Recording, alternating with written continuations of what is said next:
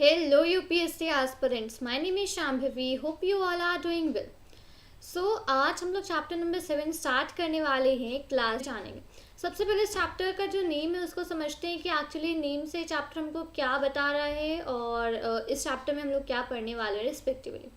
So name for the chapter is Ashoka the emperor who gave up the war. अब अशोका का नाम आप सबने सुना होगा, आपने कोई या तो स्टोरी सुनी होगी या ऑलरेडी आपने पढ़ा होगा या आपने हिस्ट्री में कहीं नाम सुना, बट सुना ज़रूर होगा, भले ही आप जानते ना हो उनके बारे में या मतलब सिर्फ नाम ही आपने हो सकता है सुना हो, बट ऐसा नहीं हो सकता कि आपने नाम ना सुना हो अशोका का। तो the emperor who gave up war, Ashoka एक ऐसे एम्परर थे जिन्होंने लड़ाइयाँ करनी छोड़ दी थी। ठीक है, उन्होंने पहले लड़ाइयाँ वगैरह करते थे बट उसके बाद उन्होंने लड़ाइयाँ वगैरह करनी छोड़ दी थी। अब इसका क्या रीज़न हो सकता है, उन्होंने ऐसा क्यों किया, ये सारी चीज़ें हम लोग इस रिस्पेक्टिव चैप्टर में ही फाइंड आउट करेंगे कि the emperor who gave up the war, so why did this emperor give up the war. ठीक है, उन्होंने लड़ाइयाँ करना क्यों छोड़ दिया।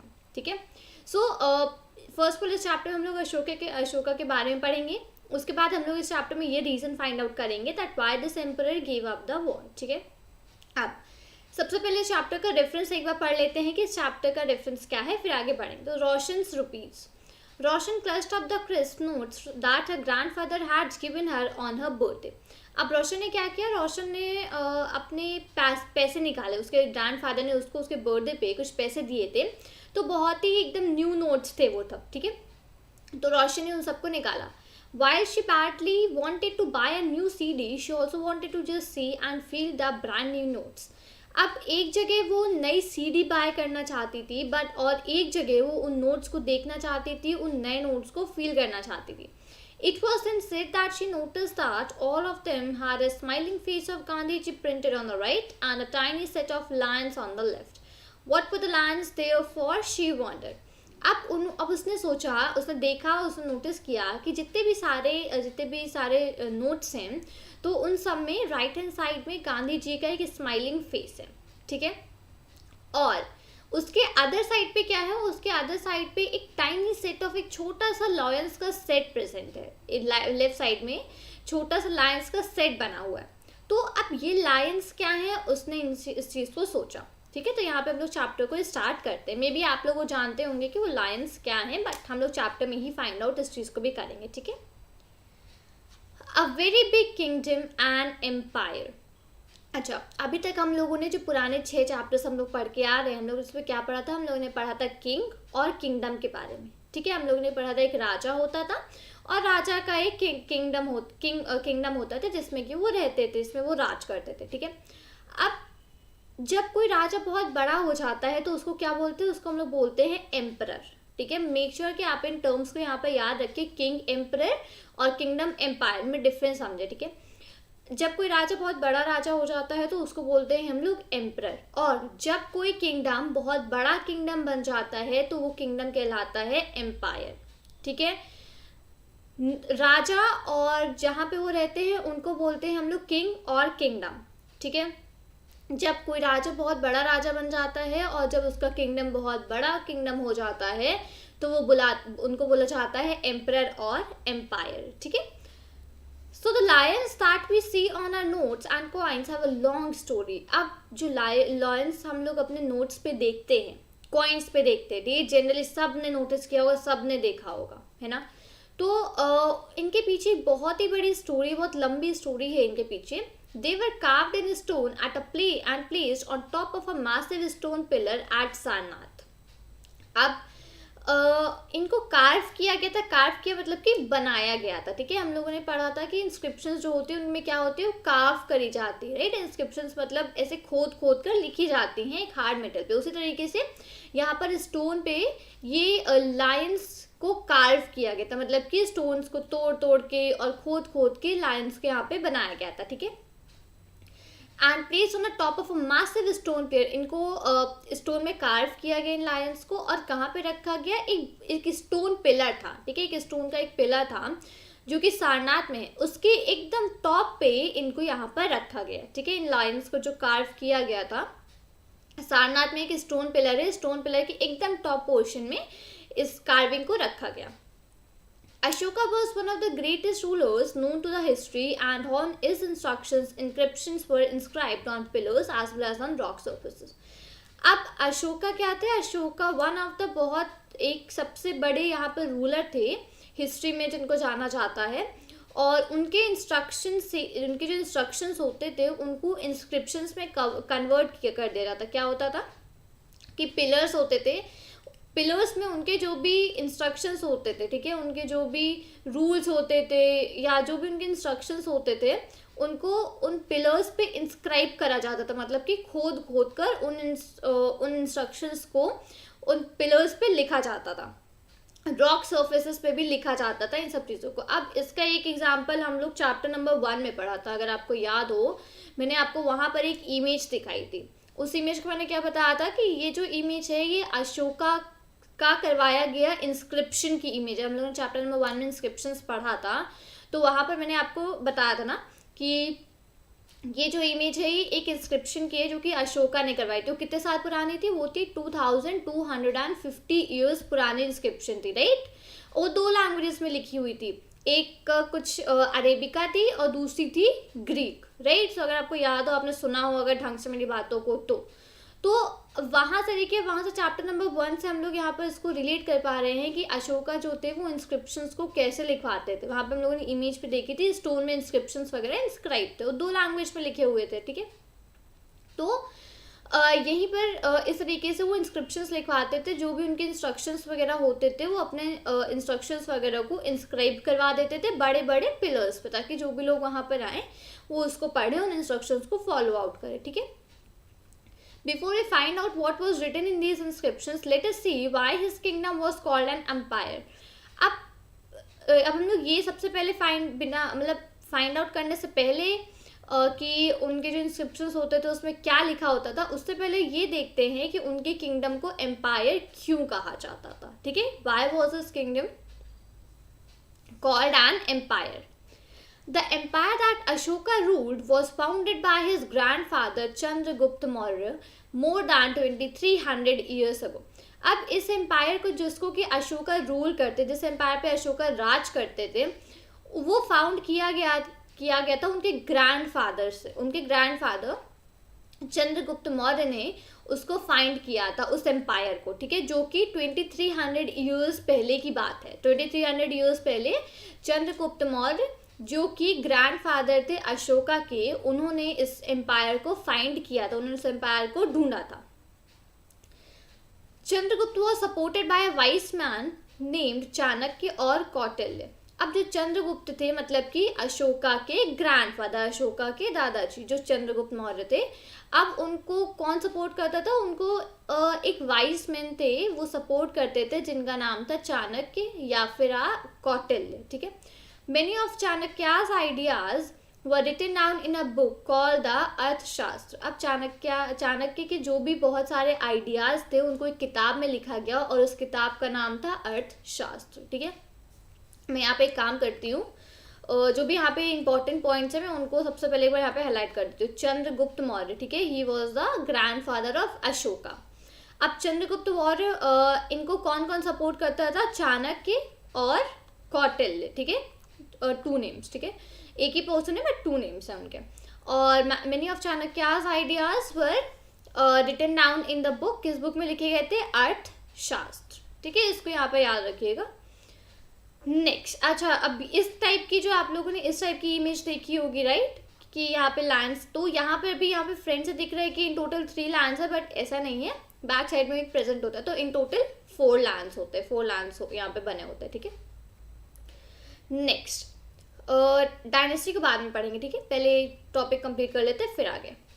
अब वहाँ पे एक second, there were several cities in the empire. अच्छा, वहाँ पे अब जो एम्पायर में बहुत सारी सिटीज़ थी, ठीक है, उस एम्पायर में बहुत सारी सिटीज़ थी वहाँ पे. These included the capital Pataliputra, Taxila and Ujjain, ठीक है. इनमें और ये जो सिटीज़ थी उनमें और कौन कौन सी सिटीज़ इंक्लूडेड थी? The capital, Pataliputra, Taxila and Ujjain, ठीक है. ये 3 चीज़ें भी वहाँ पे थी. So Taxila was a gateway to the north west including central Asia. Taxila क्या थी? तक्षशिला एक गेटवे मतलब कि जाने का रास्ता आप समझ लो, ठीक है। जाने का रास्ता था नॉर्थ वेस्ट डायरेक्शन में, ठीक है, जो कि सेंट्रल एशिया को भी इंक्लूड करता था। तक्षशिला एक गेटवे था नॉर्थ वेस्ट की तरफ का, और उसमें क्या इंक्लूडेड था, उसमें सेंट्रल एशिया भी इंक्लूडेड था, ठीक है। While Ujjain lay on the route from north to south India, और उज्जैन क्या करता था, उज्जैन मतलब एक ऐसी प्लेस थी जहाँ से रूट था, मतलब रास्ता था नॉर्थ से साउथ इंडिया का, north India to south India का एक रास्ता था, वहीं पे उज्जैन था। Merchants, officials and craft person probably lived in these cities. अब इन सिटीज में कौन रहते थे, इन सिटीज में मर्चेंट्स, ऑफिशियल्स और क्राफ्ट पर्सन्स इन सिटीज़ में रहा करते थे, क्योंकि अब मर्चेंट्स मतलब कि जो लोग सामान गुड्स वगैरह का इधर मतलब एक एरिया से दूसरे एरिया तक गुड्स वगैरह प्रोवाइड करते हैं, गुड्स मतलब कि सामान वगैरह, ठीक है, वो होते हैं मर्चेंट्स। ऑफिशियल्स मतलब कि जो भी जैसे कि जो एम्पायर के ऑफिशियल्स वगैरह होते होंगे वो लोग, और क्राफ्ट पर्सन जो कि क्राफ्ट का सामान बनाते थे, तो वो प्रोबेबली इन सारी सिटीज़ में रहते होंगे, जो कि थी पाटलिपुत्र, तक्षशिला और उज्जैन, ठीक है। In other areas there were villages of farmers and herders, और जो दूसरे एरियाज है वहाँ पर क्या था, वहाँ पे विलेजेस थे, किसके, फार्मर्स और हर्डर्स के विलेजेस वहाँ पर हुआ करते थे।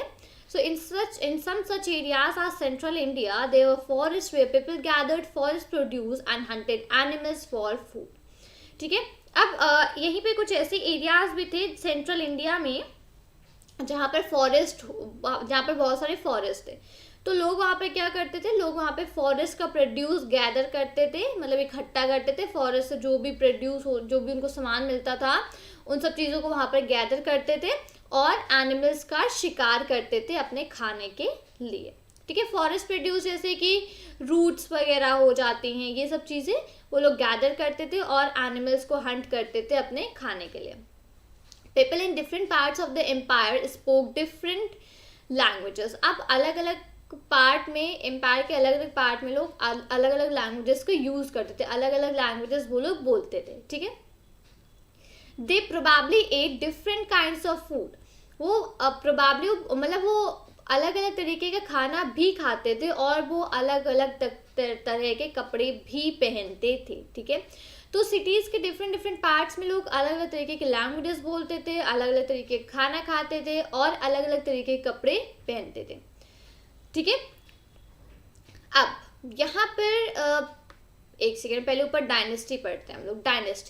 डायनेस्टी क्या होती है actually. So when members of the same family become rulers one after another, अब एक सेम फैमिली के मेंबर एक के बाद एक रूलर्स बनते जाते हैं, ठीक है। कि अब जैसे कि एक कोई फैमिली है, अब फैमिली में जो ग्रैंडफादर थे सबसे पहले वो रूलर थे, फिर ग्रैंडफादर के बाद फिर ग्रैंडफादर का जो बेटे थे वो रूलर बने, अब फिर उनका बेटे का जो बेटा हुआ वो रूलर बना। तो इस तरीके से जो एक ही फैमिली के मेंबर्स रूलर्स बनते जाते हैं एक के बाद एक, उसको उस फैमिली को हम लोग क्या बोलते हैं, डायनेस्टी, ठीक है। उस फैमिली को हम लोग बोलते हैं डायनेस्टी। अब इसका एक एग्जाम्पल यहाँ पे है, the Mauryas were a dynasty with 3 important rulers. अब जो मौर्याज थे वो एक डायनेस्टी थे, मतलब कि उनकी फैमिली में क्या होता था, उनकी फैमिली में एक के बाद one after the other rulers बनते जाते थे, उन्हीं के फैमिली के मेंबर्स। तो मौर्य एक डायनेस्टी थी जिसपे कि बहुत 3 मेन इंपॉर्टेंट रूलर्स हुए, Chandragupta Maurya, his son Bindusara and Bindusara son Ashoka. अभी हम लोगों ने पढ़ा था जस्ट कुछ मिनट पहले कि Chandragupta Maurya was the grandfather of Ashoka, पढ़ा था हम लोगों ने, राइट। तो वहीं से ये चीज़ रिलेटेड है। चंद्रगुप्त मौर्य जो कि अशोका के ग्रैंडफादर थे, बिंदुसारा जो कि चंद्रगुप्त के सन थे और अशोका के फादर थे, और अशोका जो कि बिंदुसारा के सन थे, ठीक है। मेक श्योर करें कि आप इसको यहाँ पर याद रखिएगा, ये भूलने वाली चीज़ें नहीं है, ठीक है। मैं वापस से इसको हाईलाइट भी कर देती हूँ ताकि आप इसको अपने नोट्स में राइट डाउन कर सकें। Chandragupta his son Bindusara and Bindusara son Ashoka, तो इस तरीके की डायनेस्टी होती है, ठीक है। ओके अच्छा, अब यहाँ पे एक मैप है, इस मैप को हम लोग एक बार स्टडी कर लेते हैं फिर आगे बढ़ेंगे। So the places where inscriptions of Ashoka have been found are marked with red dots. अच्छा, अब अशोका की जहाँ जहाँ पर इंस्क्रिप्शंस फाइंड आउट हुई हैं उनको इस मैप में रेड कलर के डॉट से मार्क कर दिया गया है। These were included within the empire. So ये सारी जो भी जगह हैं ये एम्पायर के अंदर ही इंक्लूडेड हैं, ठीक है। ठीक है, नेक्स्ट अब यहाँ पे नीचे आते, पहले एक तो मैं आपको ये याद दिलाऊं कि हम लोग चैप्टर नंबर 1 में जो मैं बता रही हूँ कि अशोका का इंस्क्रिप्शन पढ़ा था वो कहाँ था, that was in Maharashtra, present day Maharashtra, ठीक है। नेक्स्ट यहाँ पे जितने भी रेड कलर से डॉट्स दिख रही हैं तो ये सारे के सारे वो प्लेसेस हैं जहाँ पर अशोका के इंस्क्रिप्शंस मिले हैं, फाउंड आउट हुए हैं, ठीक है।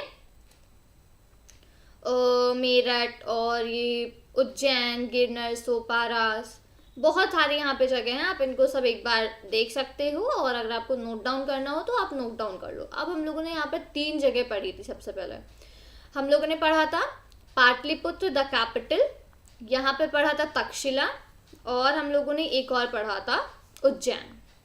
ये तीनों जगह हम लोगों ने अभी ऊपर पढ़ा किसके बारे में क्या था, ठीक है। तो Pataliputra was the capital, Takshashila एक गेटवे था नॉर्थ वेस्ट की तरफ के लिए, तक्षशिला वॉज अ गेटवे, और उज्जैन क्या था, उज्जैन एक पार्ट था north India to south India का, ठीक है, नॉर्थ टू साउथ इंडिया का एक पार्ट था उज्जैन, ठीक है। तो इन तीनों चीज़ों को हम लोगों ने अभी ऊपर पढ़ा, तो ये तीनों को मैंने हाईलाइट कर दिया यहाँ पे इंपॉर्टेंट सिटीज और इंस्क्रिप्शंस वर फाउंड, ठीक है। नेक्स्ट, अब how are empires different from kingdoms. अब यहाँ पे इस क्वेश्चन को हम लोग समझते हैं कि जो एम्पायर्स होते हैं वो किंगडम से कैसे डिफरेंट होते हैं, क्या डिफरेंस होता है एम्पायर्स और किंगडम्स में। तो emperors need more resources than kings because empires are larger than kingdoms and need to be protected by big armies. अब जैसे मैंने आपको बताया, जब जो किंग्स होते थे वो बहुत बड़े राजा बन जाते थे तो उनको क्या बोला जाता है, उनको बोला जाता था एम्परर्स, राइट। तो ऑब्वियस सी बात है कि जब emperors need more resources than kings, emperors को ज़्यादा रिसोर्सेज, ज़्यादा चीज़ें चाहिए होती थी किंग्स के बदले, because empires are larger than kingdoms, क्योंकि एम्पायर्स जो होते थे वो किंगडम से बहुत बड़े होते थे, ठीक है। They are larger than kingdoms and need to be protected by big आर्मीज।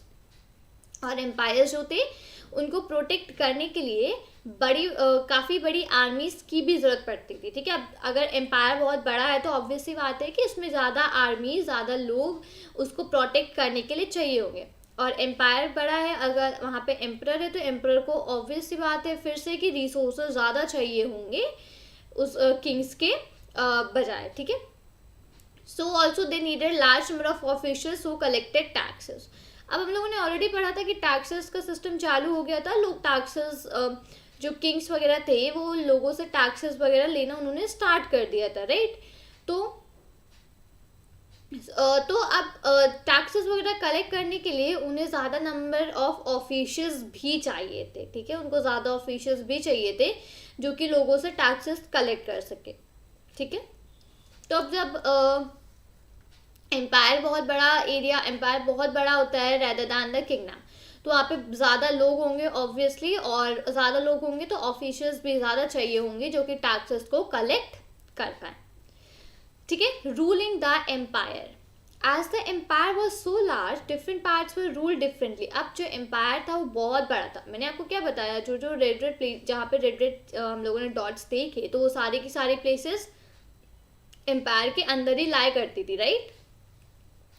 So as the empire was so large different parts were rule differently. जैसे कि एम्पायर बहुत ज़्यादा बड़ा था तो जो डिफरेंट डिफरेंट पार्ट्स होते थे उनको अलग अलग रूल, अलग अलग मतलब लोग रूल करते थे, ठीक है। The area around Pataliputra was under the direct control of the emperor. अब जो एरिया, जो पाटलिपुत्र के आसपास का एरिया था वो एम्परर के डायरेक्ट कंट्रोल में था, ठीक है। This mean that officials were appointed to collect taxes from farmers, herders, craftspersons and traders who lived in villages and towns in the area. इसका मतलब कि जो ऑफिशियल्स वगैरह थे उनको अपॉइंट किया जाता था टैक्सेस को कलेक्ट करने के लिए। किससे टैक्सेस कलेक्ट करते थे वो लोग? फार्मर्स से, हर्डर्स से। फार्मर्स मतलब किसान, हर्डर्स मतलब कि जो एनिमल्स वगैरह को चराते हैं या उनका क्या मतलब ध्यान वगैरह रखते हैं। क्राफ्ट्स पर्सन जो क्राफ्ट का सामान बनाते हैं। ट्रेडर्स जो कि सामान की ट्रेडिंग करते हैं। तो ये सारे लोग जो भी विलेजेस और टाउन्स में रहते थे तो इन सारे लोगों से टैक्सेस को कलेक्ट करने के लिए ऑफिशियल्स को अपॉइंट किया जाता था। Officials also punish those who disobey the rulers orders. अब ऑफिशियल्स उन लोगों को पनिश भी करते थे, उन लोगों को सजा भी देते थे जो लोग रूलर्स के ऑर्डर को नहीं मानते थे, जो कि रूलर्स के ऑर्डर को फॉलो नहीं करते थे, रूलर्स के ऑर्डर्स को नहीं मानते थे, तो उन लोग को ऑफिशियल्स पनिश भी करते थे। Many of these officials were given salaries. इसमें से बहुत सारे जो ऑफिशियल्स थे उनको सैलरीज दी जाती थी। Messengers were to and fro and spies kept a watch on the officials. अब ऑफिशियल्स जो थे वो क्या करते थे, टैक्सेस को कलेक्ट करते थे, राइट। तो ऑफिशियल्स को भी फिर देखने के लिए कोई ना कोई होना चाहिए, तो उसके लिए एम्परर्स क्या करते थे, उसके लिए एम्परर्स या तो मैसेंजर्स लगा देते थे इधर उधर, या फिर स्पाइस, मतलब कि जो लोग पीछा करते हैं, जो लोग नज़र रखते हैं उन पे। तो ऑफिशियल्स पर नज़र रखने के लिए स्पाइस को लगाया गया था और मैसेंजर्स को लगाया गया था, जो कि उनके आसपास ही रहते थे परमानेंट, कि वो क्या कर रहे हैं, किससे टैक्स कलेक्ट कर रहे हैं और कितना आके एम्परर को दे रहे हैं, उसमें से वो क्या कर रहे, सारी चीज़ों का ध्यान रखने के लिए मैसेंजर्स को रखा गया था और स्पाइस, ठीक है, इन दोनों लोगों को वहाँ पर रखा गया था। End of course the emperor supervise them all with the help of members of the royal family and senior ministers. और उन सबको देखने के लिए एम्परर ही उन सबको सुपरवाइज करते थे। एम्परर उन सब चीज़ों को देखते थे, उन सबका ध्यान रखते थे कि कौन क्या कर रहा है, कोई इधर उधर कोई काम, मतलब जैसे कोई टैक्स लिया तो टैक्स ढंग से एम्पायर तक पहुंच रहा है कि नहीं, इन सारी चीज़ों को एम्परर खुद सुपरवाइज करते थे। किसकी हेल्प से, उनके रॉयल फैमिली के जो मेंबर्स थे उनकी मदद से, और जो सीनियर मिनिस्टर्स होते थे उन सब की मदद से एम्परर इन सब चीज़ों को सुपरवाइज करते रहते थे। There were areas or provinces.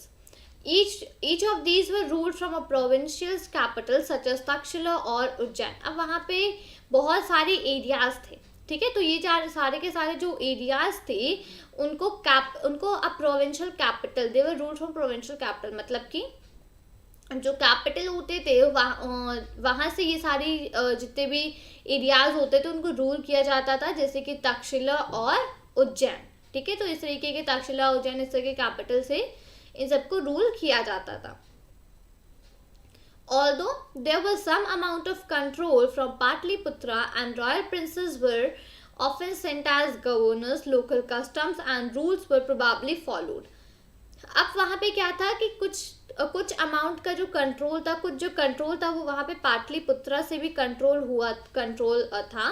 तो वहाँ पाटलिपुत्रा जो कैपिटल था वहाँ से भी कंट्रोल किया जाता था, और जो प्रिंस वगैरह होते थे, रॉयल राजा प्रिंस वगैरह जो होते थे उनको गवर्नर्स वगैरह सेंड करे जाते थे, गवर्नर्स वगैरह बना के सेंड किया जाता था, और जो भी रूल्स वगैरह होते थे उनको भी फॉलो करना था। तो रूल्स वर प्रोबेबली फॉलोड, ठीक है। Besides there were vast areas between these centres. अब इन सेंटर्स के बीच में बहुत लंबा एरिया, जैसे कि अभी सेंटर्स तक्षशिला और उज्जैन डिस्कस के, तक्षशिला उज्जैन पाटलिपुत्रा, तो इनके बीच में बहुत डिस्टेंस था।